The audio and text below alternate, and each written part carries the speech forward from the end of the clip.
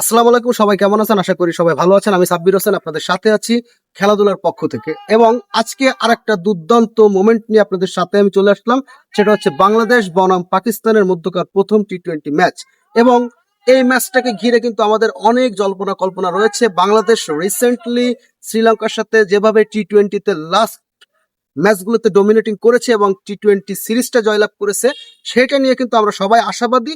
যাই হোক, আজকে কিন্তু বাংলাদেশ টিম পাকিস্তানের বিপক্ষে খেলবে এবং পাকিস্তানের কিন্তু সব থেকে বড় যে শক্তি আপনি বলতে পারেন তাদের pace bowling unit. Bangladesh team কি প্রস্তুত আছে তাদের এই পেস বোলিং ইউনিটকে, শক্তিশালী পেস বোলিং ইউনিটকে ভেঙে গুড়িয়ে দিতে? আমরা কতটা আত্মবিশ্বাসী চলুন একটু আমরা দেখে নিই। লাস্ট কয়েকটা ইনিংসে আপনি দেখতে পাচ্ছেন তানজিদ সাকিব, যার বোলিং কিন্তু খুবই ভালো হচ্ছে। এবং উপরের দিকে যদি আপনি ব্যাটসম্যানদের কথা বলেন, তানজিদ তামিমের কথা আপনি কিন্তু বলতে পারেন। তানজিদ তামিম কিন্তু এই মুহূর্তে খুব সুন্দর একটা টাচে আছে।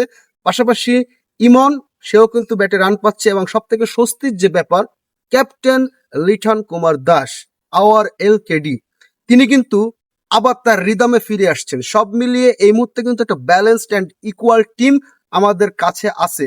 বাট দিন শেষে বাস্তবায়নটা তখনই হবে যখন পারফরমেন্সটা তারা মাঠে দেখাতে পারবে। কোটি কোটি দর্শকের হৃদয়ের ভালোবাসা তাদের জন্য অবশ্যই থাকবে এবং বাংলাদেশ টিমের প্রতি আমাদের অগাধ বিশ্বাস, তারা এই সিরিজটাও ইনশাল্লাহ জয়লাভ করতে পারবে। সামনে 2026 বিশ্বকাপ এবং এই 2026 বিশ্বকাপকে পরিকল্পনা করে এই মুহূর্তে কিন্তু তাদের ধীরে ধীরে পরিকল্পনার আরো সুদূর প্রসারী করা উচিত। কারণ এই মুহূর্তে টিমের যে পরিস্থিতি ছিল, লাস্ট কিছুদিন আমরা দেখেছি তারা জিম্বাবুয়ের সাথে সিরিজ হেরেছে এবং খুব ছোট ছোট দলের সাথে, ইউএইর সাথে তারা একটা সিরিজ হেরেছে। মানে আসলে বাংলাদেশ টিমের কাছ থেকে যে ধরনের পারফরমেন্স আমরা চাচ্ছিলাম সে ধরনের পারফরমেন্স কিন্তু আমরা পাইনি। সো এই মুহূর্তে আমাদের যে ইচ্ছাটা হচ্ছে সেটা হচ্ছে মাঠের পারফরমেন্স যেন বাংলাদেশ টিম মাঠেই করে। এবং সব থেকে বড় দিকটা হচ্ছে তাদের কিন্তু এই মুহূর্তে আহ আমরা যে পঞ্চ পাণ্ডব বলে থাকি, তাদের কিন্তু কেউই এই মুহূর্তে তাদের সাথে নেই। বাট তাদের টিমে যারা আছে তারাও কিন্তু 8-9 বছর ধরে ইন্টারন্যাশনাল ক্রিকেটের সাথে জড়িত। আপনি লিটন কুমার দাসকে বলতে পারেন, তিনি এই মুহূর্তে মোস্ট একজন এক্সপিরিয়েন্স প্লেয়ার। মেহেদী হাসান মিরাজ, তিনিও নো ডাউটলি একজন ভালো মানের প্লেয়ার। সো আমাদেরও কিন্তু অনেকটা শক্তিমত্তা আছে এই পাকিস্তান টিমকে রুখে দেওয়ার জন্য। এবং পাকিস্তান এবং বাংলাদেশের টিমের দ্বৈরথ্য দেখার জন্য কিন্তু আমরা দেখি কিন্তু দর্শক একটা উপচে পড়া ভিড় কিন্তু টিভি সেটের সামনে থাকে, আপনি গ্যালারিতে বলতে পারেন। ওভারঅল মিলিয়ে বাংলাদেশ এবং পাকিস্তান টিমের জন্য যে আমেজটা ক্রিয়েট হচ্ছে আসলে খুবই একটা দারুণ আমেজ। সামনে আপনার এশিয়া কাপ, দেন আপনার 2026 বিশ্বকাপ, টি-20 ওয়ার্ল্ড কাপ চলে আসতেছে। সব পরিকল্পনা রেখে বাংলাদেশ টিমের কিন্তু মাঠে পারফরমেন্স করা উচিত বলে আমি মনে করি।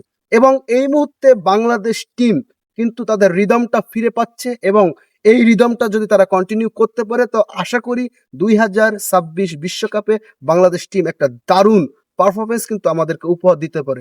এমনও হতে পারে সেই স্বপ্নের বিশ্বকাপ আমাদের ঘরেও কিন্তু আসতে পারে। সেই স্বপ্নের বিশ্বকাপ আমরা কিন্তু ছুঁয়েও দেখতে পারি। আমাদের বিশ্বকাপ, স্বপ্নের বিশ্বকাপ, যেটা লড়াই কিন্তু আমরা দীর্ঘ দিন ধরে করে যাচ্ছি। বাট এখনো পর্যন্ত একটা ইন্টারন্যাশনাল সিরিজ কিন্তু, একটা ইন্টারন্যাশনাল ট্রফি কিন্তু আমরা জয়লাভ করতে পারিনি কোনো ইভেন্টে। সো এটাও আমাদের জন্য একটা খুবই কষ্টের ব্যাপার।